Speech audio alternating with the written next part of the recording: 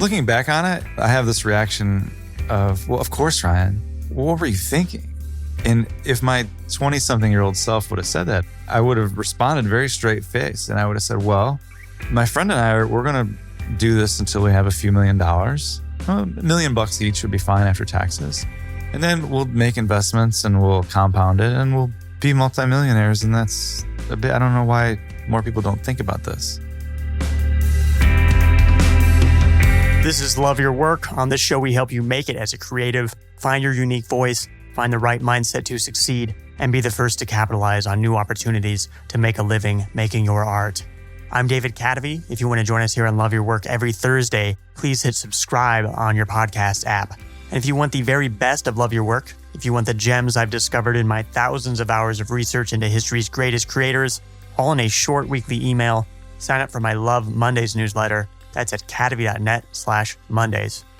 Ryan Evans wanted to make easy money. Growing up on a pig farm, Ryan was used to making little money for lots of hard work. But Ryan would soon learn an important lesson about the dangers of easy money. This is, in my opinion, the most powerful conversation that I've ever had on the show yet, to this point. In it, we are going to talk about, are there good ways to make money and bad ways to make money? Ryan's hard lesson gives him a unique perspective that few people have. And hear the story of what it's like to get investigated by the SEC for insider trading.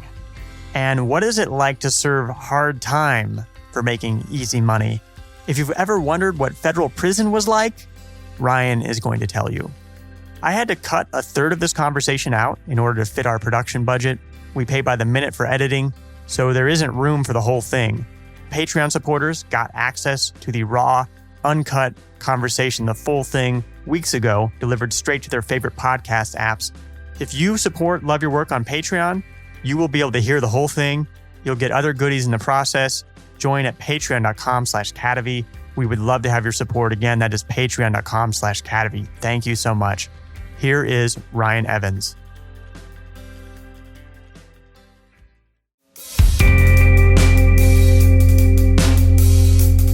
I'm in Chicago, and I wanted to sit down and chat with you because I've been thinking a lot lately about money. What is money? What's good money and what's bad money? And what sort of beliefs or thoughts do I have in my mind about whether I deserve money or whether I don't deserve money? And is it good where money comes from one place or another? Thought that you might have thoughts about that. I almost think that that's probably a little bit of your Midwestern roots. I grew up in a small town, a pig farm, and I was taught that you worked hard for every dollar and did a lot of hard work. And, you know, being a teenager, I kind of rebelled against that idea a bit of just saying, this work is hard. I don't want to do it. I want to go make big money and not have to work, you know, not have to chop wood or, you know, bale hay or detassel corn. There's a common small town mentality of we're going to get out of this place. And when the time came, I left.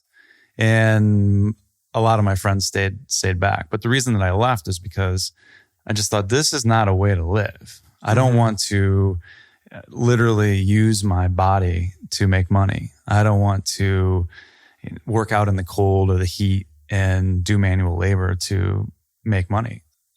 There's got to be a way to use my brain, use creativity, use something to go make easier money. And that was kind of my modus operandi in high school. I was fascinated with business.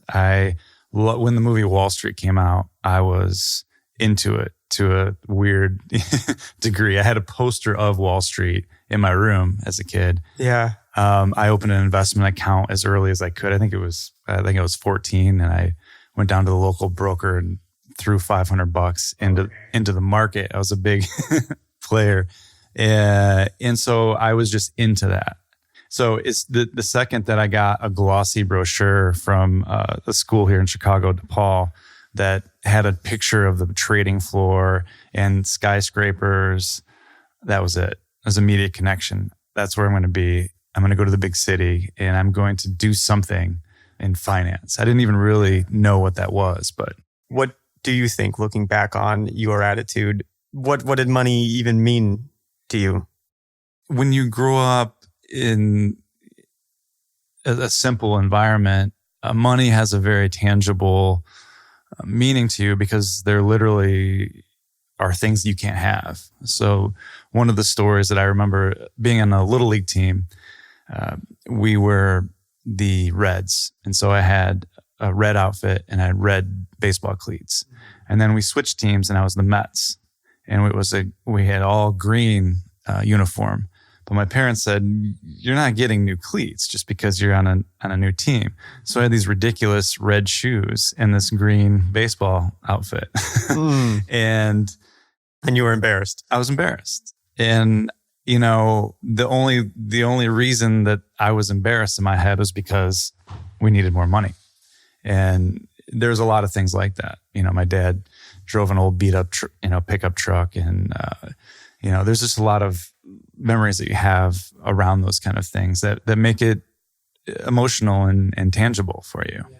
You come to this point where you decide that you want money, you want to get out of this town, you go study finance at DePaul, you work in finance. In college, yeah, I got a real job working with a guy who was buying shopping centers. So I was doing finance and it was a very small company. So he let me do a lot of different things right away. Anything that he could get off his plate, he would give to me. So I was going to meetings, I was flying around. I felt like a big deal. The first flight I ever took was a business trip during this time. I think it was to Columbus. I wasn't going to Paris on doing big deals. I went to Columbus, Ohio. I felt like a big hitter. I was the king of the world. You know, I was going out there, flying around and looking at deals, and I felt like a big deal. I felt legit.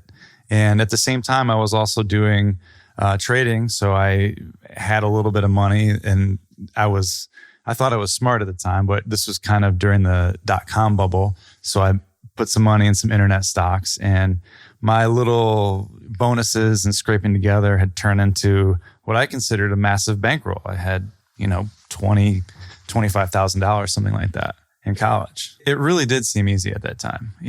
Just every stock, you'd buy Amazon and it would just go up. You would buy AOL and it would go up. And I just thought, this is the way to do it. You work in finance, you do some trading. One day you go to the dentist, and what happens then? I went to the dentist. I took a lunch break off and I get a call.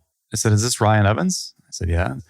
And they said, this is Susan Weiss from the SEC, which is the Securities and Exchange Commission. And I just got a pit in my stomach immediately. I knew things were going to change.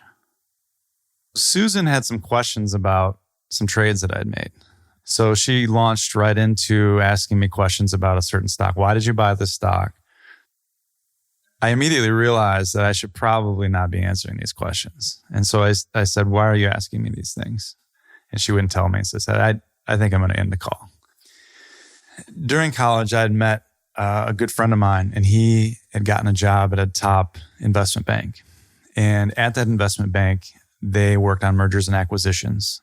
And as his role as a financial analyst, he knew when companies were going to get bought out, which meant that he knew with pretty precise accuracy of how much a stock would go up before anybody else. And we're not talking about 2-3%. These stocks would go up 50, 60, 70, 80% in one day. One day, he came to I was sharing an apartment with a few other guys, and he came and he laid a deal book on our counter. And he said, this stock is going to go up. You could buy this. You would make pretty much guaranteed whatever it was, 30, 40%. And so I kind of knew what he was getting at. I did some internet research, but this was before what the internet is today. So it was, you're using Yahoo to get around the internet. And what he was proposing was doing insider trading. We researched it, looked around, and we really didn't find any cases where people had gotten in trouble or gone to prison. There was one case, Michael Milken, who was a huge bond trader at the time. was convicted of insider trading, and he did $200 million in trades or something. And he went to prison for 18 months. And so I thought, well, this isn't this. This is before like Martha This Stewart. is before Martha Stewart. Yeah.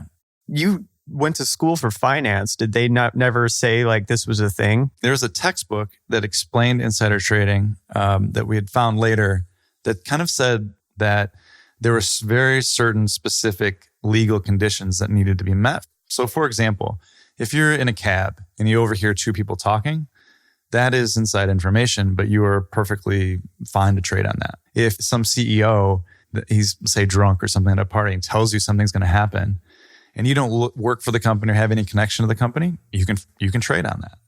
That's not illegal. It didn't seem like the specific situation that we were considering was technically illegal. In order for it to be illegal, you have to have, at the time, a sort of quid pro quo. The person who works at a company has a duty to that company. And the only way that it was illegal was for that person to give that information in exchange for some money. So if you were just an outsider, if you didn't owe anything to the company, theoretically you could trade unless you gave a bribe or something like that, or thought of it as a bribe. He was my best friend. We talked every day. The idea was that as long as there wasn't that kickback, I could trade freely. We wouldn't talk about it. I would amass, a few $1 million.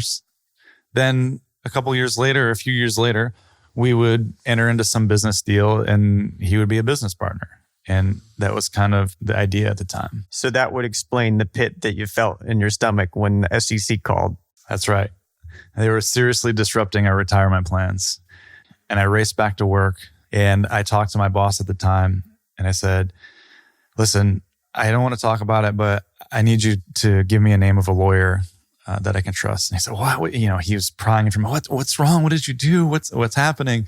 I said, well, there's some trades that I made. And he just sort of rolled his eyes. Said, what? I mean, who cares? Like, so you made $1,000 or $2,000 because, I was a 21-year-old kid. Mm-hmm.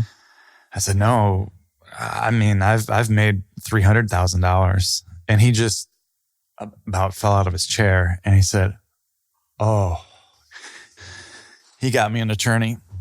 And I went into the office. I was at the time at this kind of .com thing. So I had like shorts and flip-flops on and this lawyer's looking at me like, what have you done? and I just, laid it out for him. And the tone at the time was serious. It was, look, I mean, this is the government. All that money, you're going to have to give it to the government. You're going to have no money and you're going to have to pay lawyer fees. Including your original 20. Right. All that's gone. And I just the initial day was hard, but I sort of shrugged it off as, well, I'll just go make more money, because it all felt easy. It didn't feel like a big deal. They said, what's going to happen is the government's going to sue you. You're going to give them all the money that you have, and then this will be over. I didn't tell anyone about this. My parents didn't know. Nobody knew. And so I went through this legal process, and the legal process was stressful because you are dealing with the government, and they would threaten. They would say, well, you actually are going to have to owe 3 times the amount that you made. So you're going to owe $1 million. And so there was definitely a few years of anxiety in that. But ultimately, I only had so much money. It's not like they were dealing with, a big executive or something. Like this was all I had. Well, how did this affect your self-perception as somebody who wanted to get out of the pig farm and make money, and now you're like have zero? At the time, I was pretty naive in my understanding of money because I went from zero to 300,000 very quickly, and it didn't feel unusual to me because that's what I set out to do. I didn't have a lifestyle. I still split an apartment. I was paying $300 a month in rent. I drove a cheap car. I didn't spend lavishly. I didn't tell anyone about it. It was just a number on a screen. It's a number on a screen because I wanted to be wealthy. And this $300,000 to me was not wealthy. I wanted to make multiple, millions of dollars at a young age. And so to me, I viewed it as very nerve-wracking, but it didn't shift my perception a lot in how I felt about money. Keep in mind, I was making money relatively easy in, internet stocks and that sort of thing. So you give all the money to the government and then that's it? That's it. Myself and my friend went through a settlement. The lawyer said, well, okay, you're settled. You signed some paperwork, and that was basically it.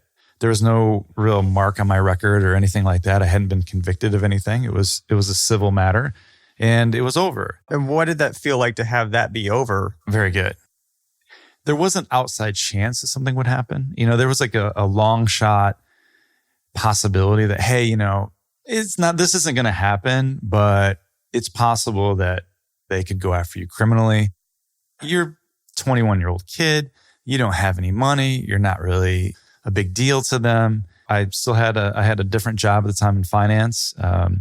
And I was working in a high rise with a view of the lake, and I was going about my finance career. So you're like 95th floor, Sears Tower. Great view. Yeah, on top of the world. At the time, I had met this girl who I got serious about. I told her about my ordeal one time. Said, there's an outside chance that something can happen from this, but it's almost definitely over. But I do want you to know that it's possible that maybe someday that they could go after me or do something. She was surprised by it, but it didn't seem like a big deal. It wasn't crazy to her. Probably felt like a bad business deal or something like that. I was in my office one day, and then my lawyer called me. He said, Ryan, I know this is going to sound like a joke, but I'm not joking with you. The government is going to indict you, which means that they are going to go after you criminally, meaning that you have the possibility of spending time in prison. And I was just silent. I just couldn't wrap my head around. I couldn't understand why, or it just was everything felt foreign. I believe that I called my girlfriend and talked to her about it and said, this is going to, something is going to happen. I don't know what it means yet or what the deal is, but they're going to try to go after me criminally. I had paid all the money that I had. The matter was settled in my mind, and this didn't feel right. They were interested in getting a conviction because my friend had worked at a big investment bank, and so they wanted that, notch in their belt. They wanted both of us to testify against each other. It was never a consideration for me to testify against my friend, and also it didn't feel right.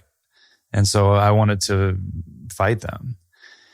I had retained expensive lawyers during the civil process because I had some money. They said, all right, if you're going to fight the government, keep in mind the government has a 99% conviction rate. And by the way, you don't have money to fight this. So if you want to fight this, we're going to turn you over to the Federal Defender Program, which is basically the public defender. My friend also came from a fairly humble background, and so he had a public defender too. You don't get a team of lawyers. You get a lawyer, and maybe, they had an intern.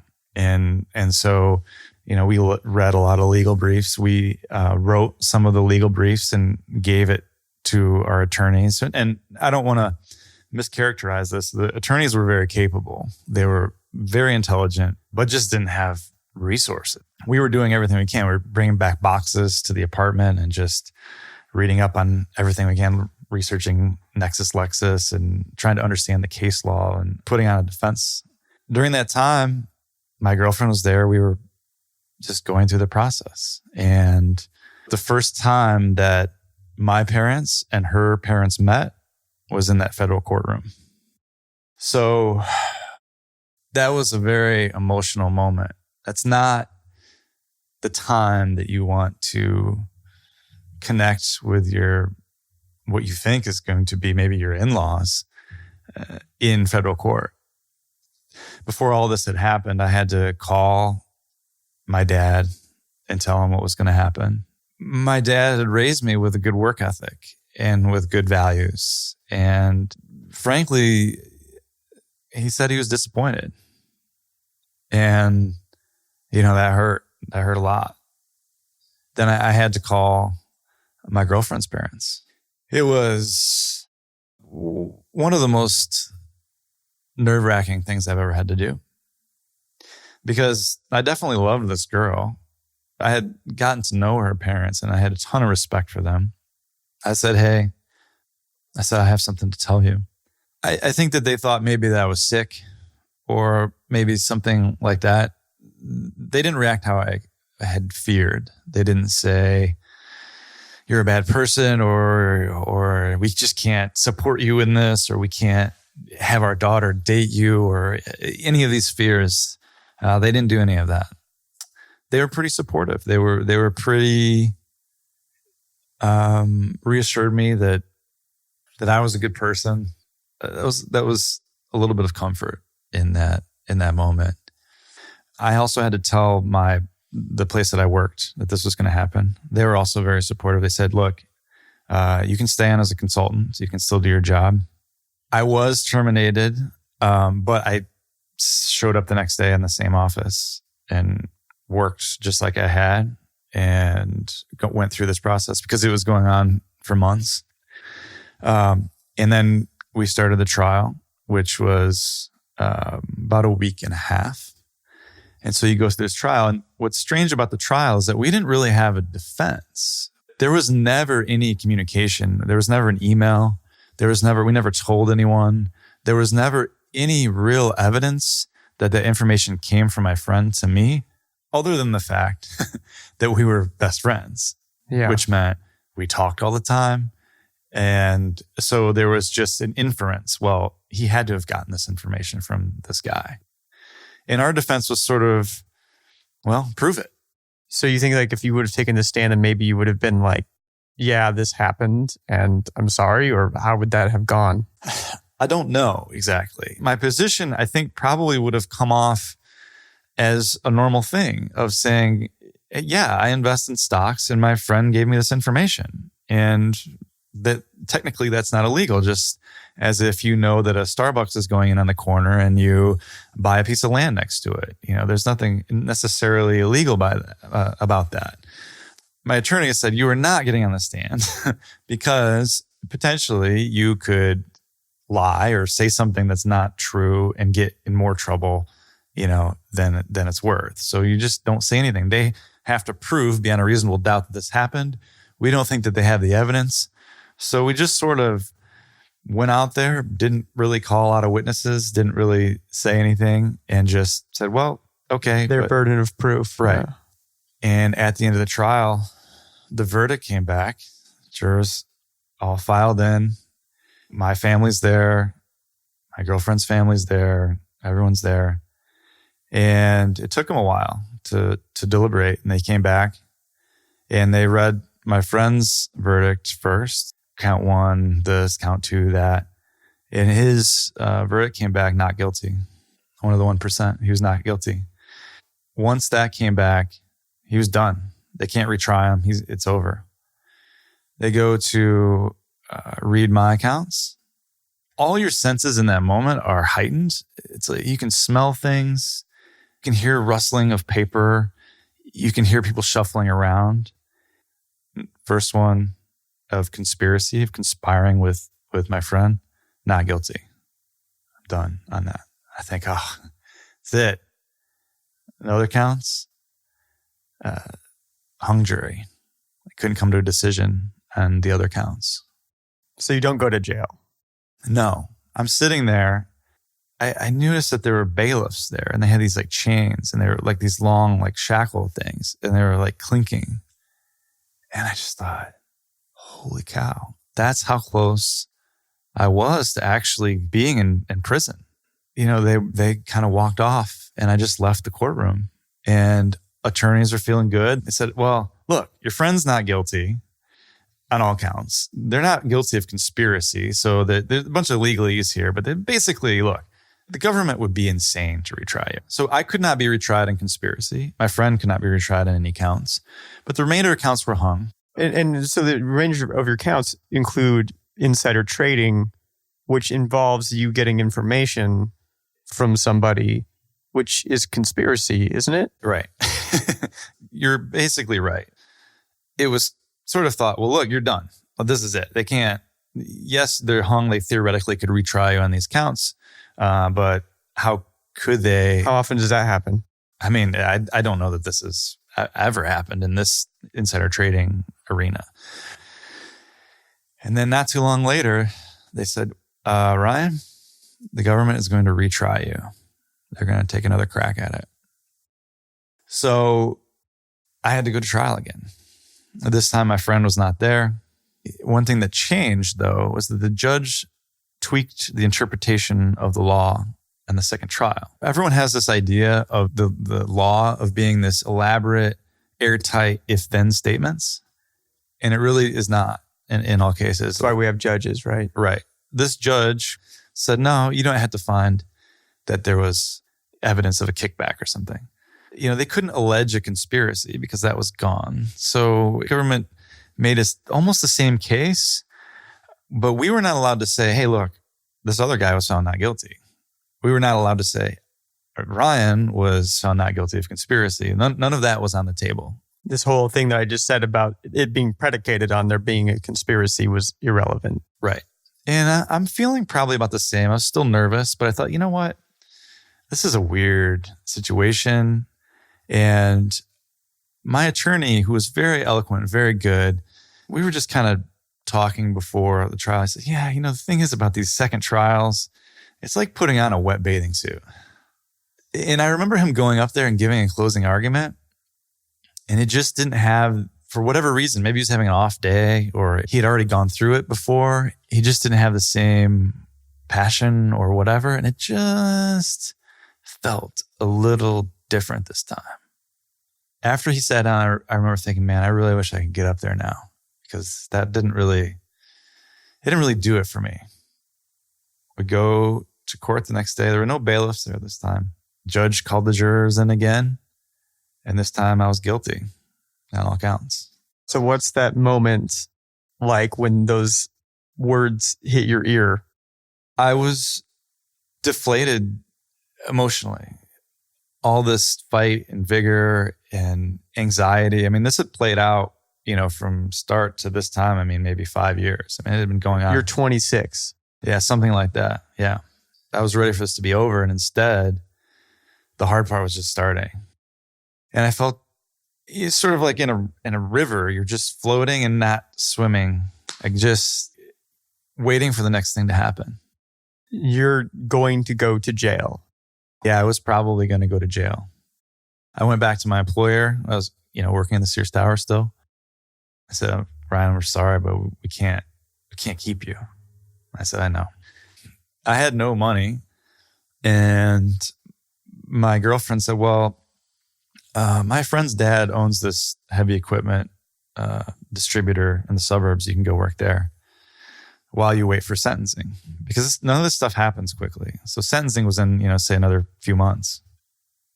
I went out and interviewed for this job, which really wasn't an interview. They knew the situation. And the guy said, yeah, sure, you can work here.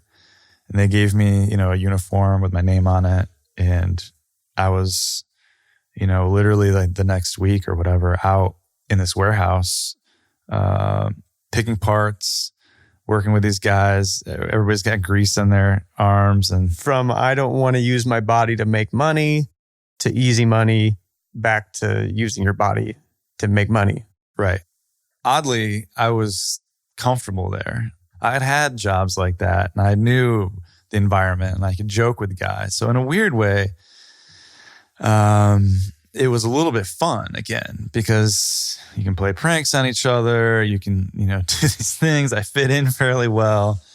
But the guy, there was a guy there that he knew something was off. He said, what's your deal? What do you mean? I said, something's going on with you. And he gave me a nickname, Clicker. And the reason was because I was so fast with a computer. Oh. So he thought that was just really weird. Yeah. But yeah, so I would go out there and pack parts and I drove around a forklift and, you know, picked up heavy stuff and did all that sort of thing. And a group of bankers came through. And this is what I used to do. You go through and you tour a place to see what it was like. And they were dressed up in suits. And they looked at me, but not eye contact. They just sort of look through you. They looked through me. You're not really there. I was not there. I was not the guy they were there to see. I just wanted to say, hey, I'm here. I'm here. You know, I didn't necessarily want interaction or anything, but just an acknowledgement that there is a person there. Then I got sentenced. And before the sentencing, one of the hardest things, the attorney said, look, letters to the judge matter. So if your family sends letters, it impacts the sentencing. And so I had to ask them, I said, look, if you could write a letter to the judge, I would appreciate it. And people wrote these very emotional letters, very kind letters. Can you remember any things that the letters said that impacted you? Just things about me, just saying nice things about, you know, me being caring and a good person and that sort of thing. And it's hard because I didn't feel like a good person at that time. Yeah. Because I was the reason that they were all, worried about me, that my stupidity, my bravado, my arrogance was what dragged the people that I care most about into the situation. Right. And included in that is maybe, your parents, the place you came from that you're trying to get away from. Mm-hmm. And you're seeing that you're Icarus that flew too close to the sun or something. Exactly. So the judge read the letters, commented on how, thoughtful they were and how I must have had been a good person and all that. And then sentenced me to the minimum of the sentencing guidelines, which was 21 months. And so my day to report into prison came. I gave my apartment. I had to put all my stuff in storage. So, my mom is helping me pack up all my belongings into storage. I had to file a hardship thing with my student loans so that, I still had student loans even though I'd done all this. You tell everyone your password, your passwords, and you're basically going away. You're going cut off from everything. There's no internet there. There's a payphone, but you're off. You're going to be dealing with mail. We have a big meal the night before. I had sushi and I ate as much as I could. And I had gotten really pretty fat before going into prison because I knew the food was not going to be great. And there's a part of me too that just, I wanted to be bigger. I wanted to be like a bigger guy. And my girlfriend drove me to prison. This is the same woman that you met when you were 21 or whatever, right? Yeah. Still with you through all this. Yeah. And it's in the middle of nowhere in Wisconsin, and you're just driving in this landscape to prison. I mean, it's a 3-hour drive. And you're just watching everything roll past you. And your mind can't grasp that you're about to go to prison. Every mile is closer there. You drive up to this place and it looks like just an institutional building, almost like a public school in a small town or something, just normal, unassuming kind of building. And I go and I'm just trying to deal with a separation. My girlfriend's there and we're crying and, hugging each other, and I'm saying goodbye, and I don't know when to let go and when to just walk away. And, the security person comes out, this woman comes out, it's like, get in here, no time for that, get in here. And they're just immediately you're into the system. And as you walk in, everybody in the prison wants to see the new guy. It's like the movie. It's like Shawshank Redemption or something. It's very similar. The fish. New fish, yeah. Because they're going to be living with you. So they want to know who we're going to be dealing with. So you walk in, so they're all yelling at you and just saying stuff, it's just entertainment for them, just to try to shake you, try to get you to cry or whatever. I just looked as stoic as I could. I mean, I was crying, a second ago. Mm-hmm. What sort of thoughts did you have about what it was going to be like there before you went? There's this unknown. There's what people say it's like. And then there's you just don't know. And not everyone in there is going to be a young professional, whatever, who can, just did insider trading. There's a lot of crazy stuff in there. It's a federal prison, so it's not like you're going there with murderers. However, the people who say if they get convicted of either fraud or massive drug dealing or whatever, just because they get caught in one thing doesn't necessarily mean they're not the character that does murder people or, isn't the head of a gang. And I learned that those people were definitely in there. So you go in, they strip you down, they give you the spread them in the search. And I just realized I was stripped down to nothing. I literally had nothing. You don't take any, there's nothing. They put your stuff in a bag or whatever, and they give you to start like an orange jumpsuit, and they give you these, the prisoners run the whole thing. So I'm talking to this guy, and it's one of those typical things where they say, "What are you in for?" Keep in mind, I'm just disoriented, and I don't want to talk to anyone about anything. And I just sort of gave a vague answer, and then well, how long are you here for? 21 months, and the guy doing my laundry is just like, psh, just kind of rolls his eyes, like, and I was like, "What? How long are you in here for?" And he was in there for some financial thing too, some trading related thing, but he had already been in there for 6 years, and he had another couple to go. And so then I realized that all my problems were on a very relative scale there, and then no one was going to feel sorry for me. People could be in there up to 10 years. Some people had gotten good behavior from a more serious prison, so they had been in there maybe 15 or who knows how long. So I went in, I saw my cell. There's 5 guys total in the room. It's a 10 by 11 room. It's open. There's no bars or anything. So because it was a federal prison camp, as I was a first-time offender and nonviolent, everything was fairly open. There wasn't even a fence there. There was just a sign that said out of bounds. It literally, if you stepped over that line, you could have years added to your sentence for escaping, technically. It was almost a choice that tempted you every day. Anyway, I went to my cell. I had gotten into a pretty good room. People lobby to get people in their rooms because, look, I mean, you're in this room with 5 guys. Like, that's your life. I was fortunate to get into a good room. They showed me around, and I sort of just spent the day adapting to my new reality.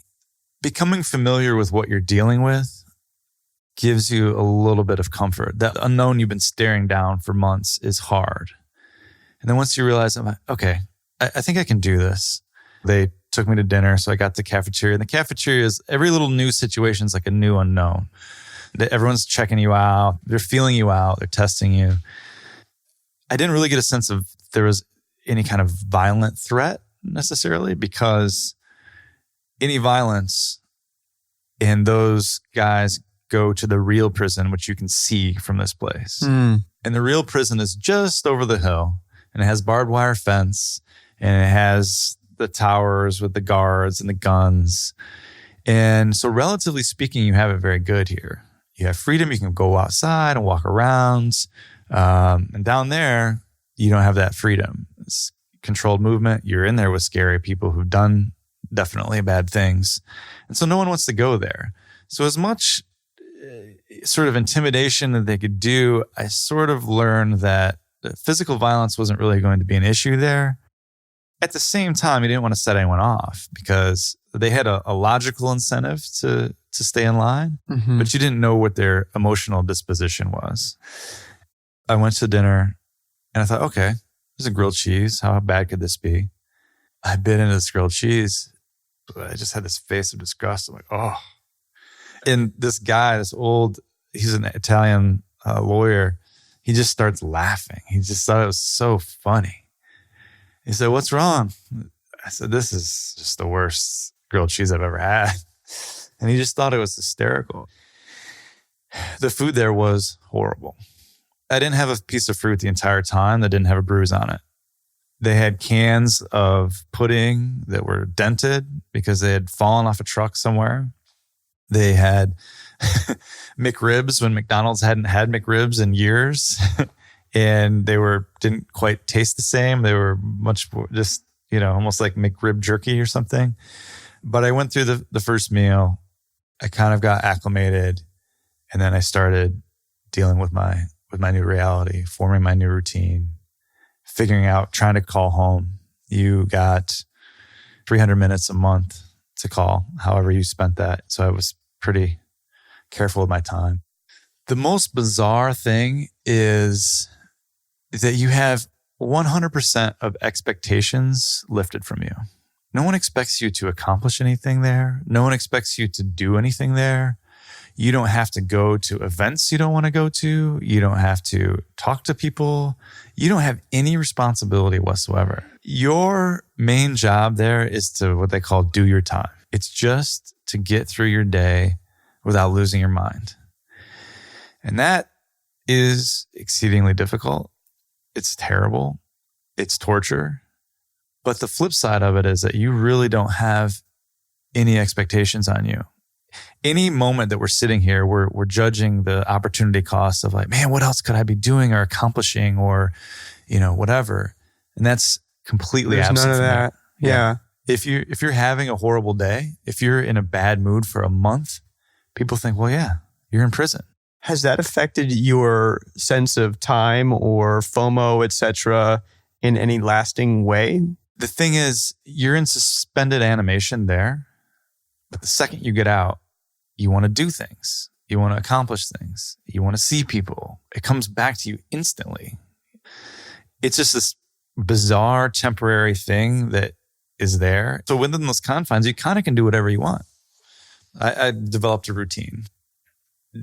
I got the worst job in the camp. It was my first job, which is normal, where you scrub the showers of the prison, which is not what you want to do in a prison of guys. I worked an angle, got a different job where I was cleaning the gym. Everyone is there technically working and they give you maybe 10 cents an hour or 11 cents an hour to do a job 40 hours a week, but the job takes like 10 minutes.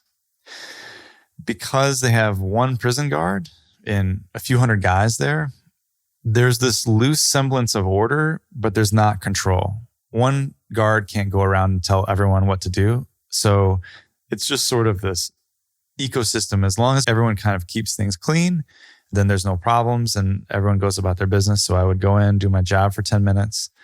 I would write letters. It took me a couple hours a day to write letters because I wrote everyone back who wrote me, and I wrote all my loved ones.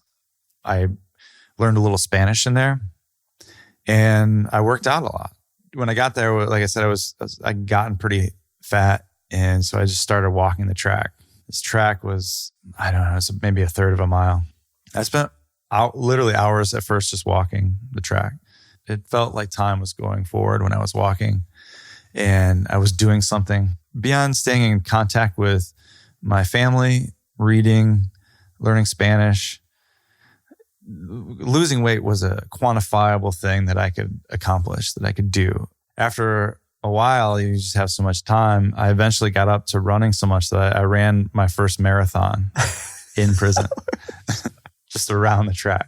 No, not many aid stations or anything. I had set out, I think, a brownie and some water or something. And one of the guys when I was training for it said, "Oh, you're out here running again?" I said, "No, I'm still running." He said, "What?" I've since gotten into doing some distance stuff, but that's where I first did my first marathon. So you go from having got to use your body to labor and make money to easy money to getting in really serious trouble and having this terrible experience. What I'm wondering is, how does that affect your perception of money and where it comes from and what's a good place for it to come from and what's a bad place for it to come from, etc. Has that affected your perception of that? 100%. The thing that I was taught has value, which is that it does take hard work to make money. That's a general, pretty good rule. But you have to be careful with it. You have to have a little bit of nuance to that because, I remember my dad just working nonstop and not making a ton of money. One of the hardest workers I've known. We ended up losing the farm and he went bankrupt. And so I always thought, well, it's not just hard work, but that idea does have value. When my friend and I were doing this, I had a sense that, like, this is easy. Like, it just felt easy. And I think that when it feels easy, it's time to pay attention to what's going on. It might mean that you're taking too much risk. It might mean that you're doing something that's hurting people. It might mean that it's just a bizarre one-time phenomenon and you might just be getting a windfall. There are low probability events that occur that you get a lot of money. And that feels like easy money. But the thing is that if you repeat those often, the probability plays out over time. Okay, so if you're doing something high risk, let's say, for example, you go, you borrow against your house, you put it all into cryptocurrency, right? And it goes up. That feels like easy money. I'm a genius. I'm a genius, right? That's what I'm saying is that you have to pay attention to that because those vacuums get filled quickly. And so it doesn't happen forever. Okay. And you should always think about making money in a way that is easy as possible, but you have to pay attention to when it's almost too easy of what's going on. I can imagine, so many situations, the dot-com bubble, the, mortgage crisis, there's all these situations where I'm sure that all those people think, this is just the way it is. Like, this is going to go on you forever. You just buy houses and you flip them and next thing you know, you got $40K extra. Exactly. And then one day it's not working that way. Right. I think that I found a decent middle ground of where you don't want to just do hard work for hard work's sake. Money doesn't, you want it to come as easy as possible. You can dig a hole all day long. Right. And if there's not like something that somebody's going to do with the hole, then it's not really going to get you anywhere. Exactly. Looking back on it, it's sort of I have this reaction of, well, of course, Ryan, what were you thinking? How did you think that this was going to play out? And if my 20-something-year-old self would have said that, I would have responded very straight face. And I would have said, well, my friend and we're going to do this until we have a few $1 million. $1 million each would be fine after taxes.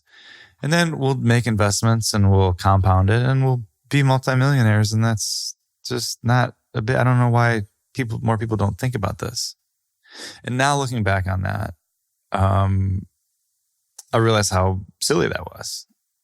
That the possibility of making a lot of money is there, but being so confident that it's going to be there is silly.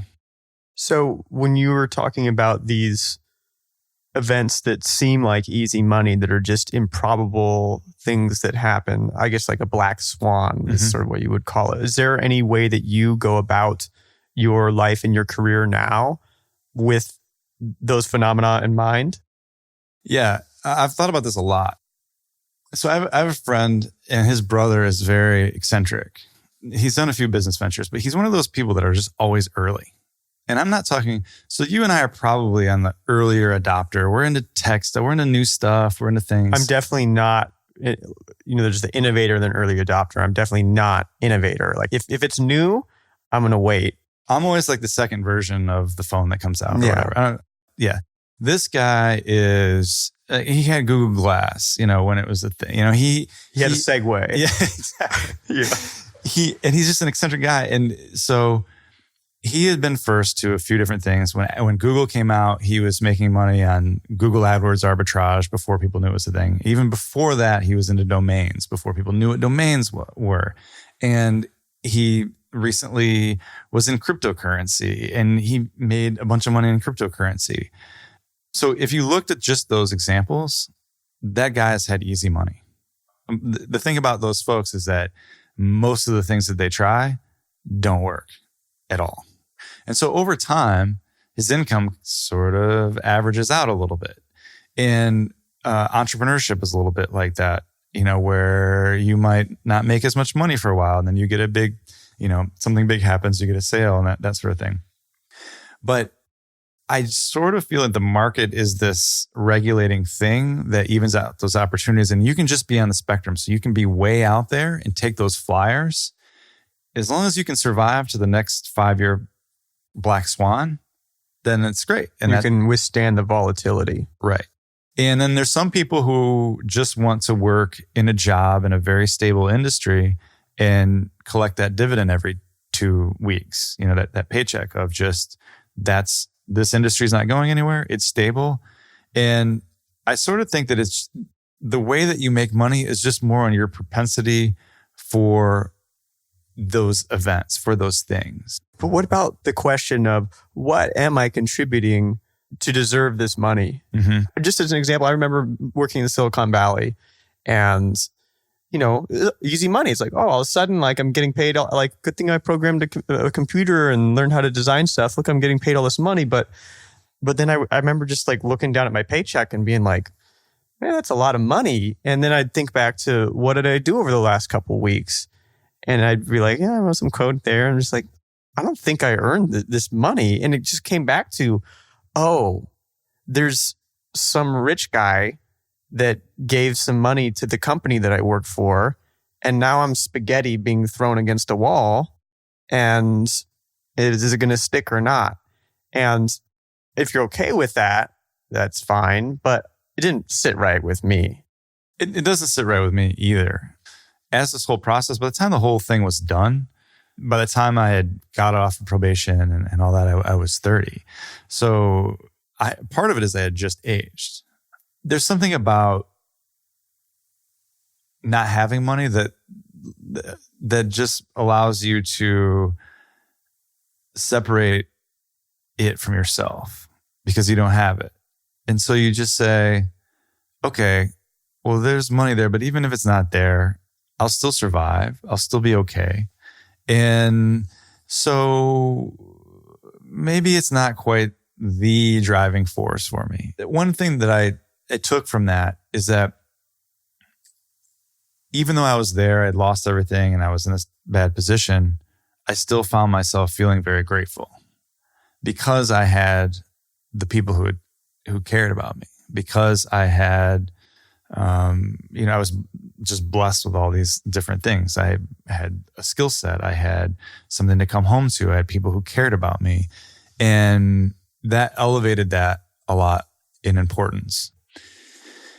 There was a guy in there who did an investment scheme and essentially stole all the money from all of his closest family members. Whoa. And so not only did he was in there for a long time, but he had nothing. Everyone hated him. The people who loved him the most didn't. And there were so many different stories like that where people had destroyed their lives or just were born into a different situation. And, prison wasn't that bad for them. And so I had a completely different appreciation that had nothing to do with money. And it does teach you that. It's more the challenge, am I engaging my brain? Am I connecting with the people that I want to connect with? Am I working on the things that I want to work on? That's important. And so how does that inform the things that you're doing now? Just to kind of back up on the story a little bit. So my girlfriend at the time stayed with me in prison, and she came and visited every other weekend, and we were just in this visiting room all day long. So they don't have the conjugal visits. No conjugal visits. That's like the number one question. She stayed with me. She drove up every other weekend to visit me, both weekend days. She'd drive up on Saturday. She'd stay in a cheap motel and then, stay till Sunday and then drive back. When I got out, we got married and we're still married today. We have 3 kids and your twins, it's their 9th birthday today. It's their 9th birthday today. Yeah. It's those kind of things where you think, if I have this, I'm okay. And so I got out and I started doing things. I thought I was going to go back into finance, and it really wasn't for any restrictions. But I started dabbling in, starting my own business and stuff. So part of what I do now is happenstance of that situation of just where you fall and then you start doing it. But a lot of it is figuring out exactly what you want to do. What do I want to work on here?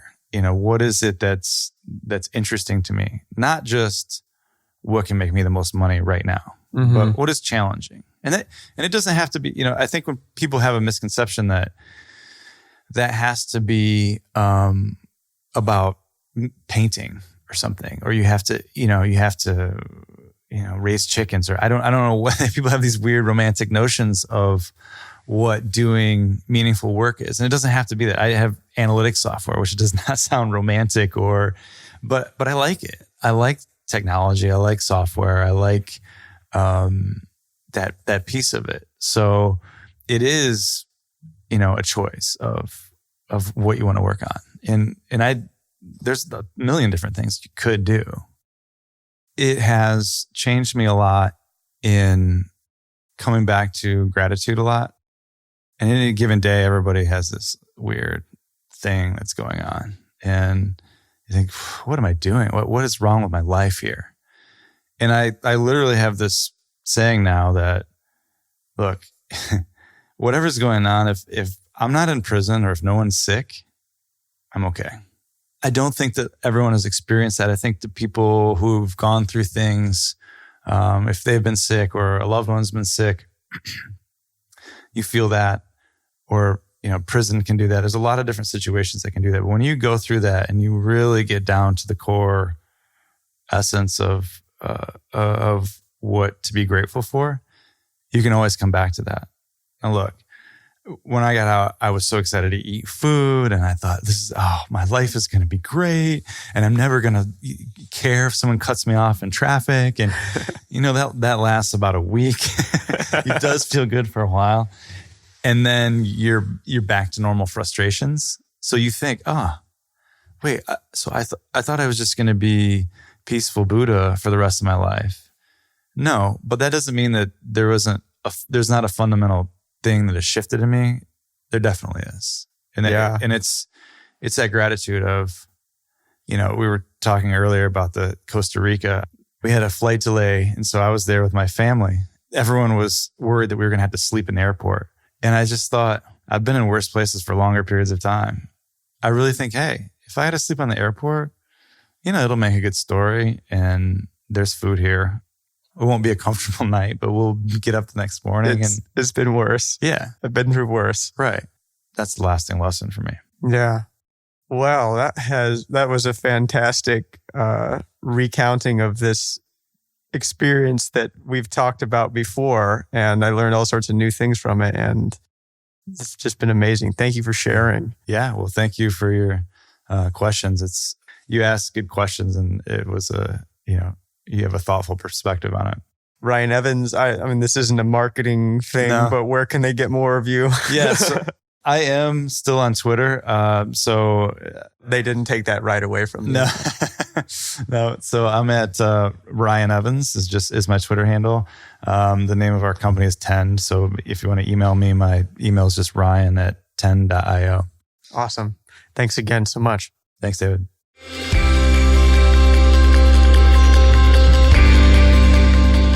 Is Love Your Work helping you find your unique creative voice? Does it bring you the inspiration and motivation you need to become the creator and human you want to be? If so, please be a part of making this a special and nourishing and thoughtful show. Support the show on Patreon. You'll be an even bigger part of this show than you already are. If you contribute just a coffee a month, you'll be helping support the hosting and production of Love Your Work. Everyone has some unique creative gift to offer the world. Together, we can give people the tools they need to bring that work into the world.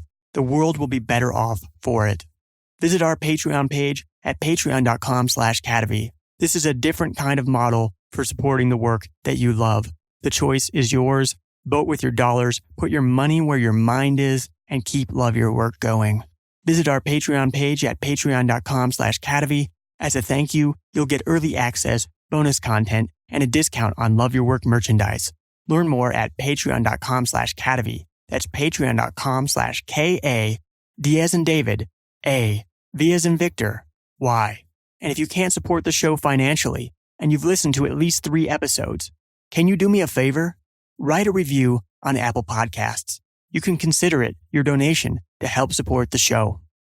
Love Your Work is brought to you in part by our Patreon supporters, such as mini-sponsor Paula Spriggs, and top supporters such as Jeffrey Mason and Vitas Pinkavicius. This has been Love Your Work, and I'm David Kadavy. The theme music for this show is At Sea by Dorena from the album About Everything and More by arrangement with Deep Elm Records at deepelm.com. Love Your Work is a production of Kadavy, Inc.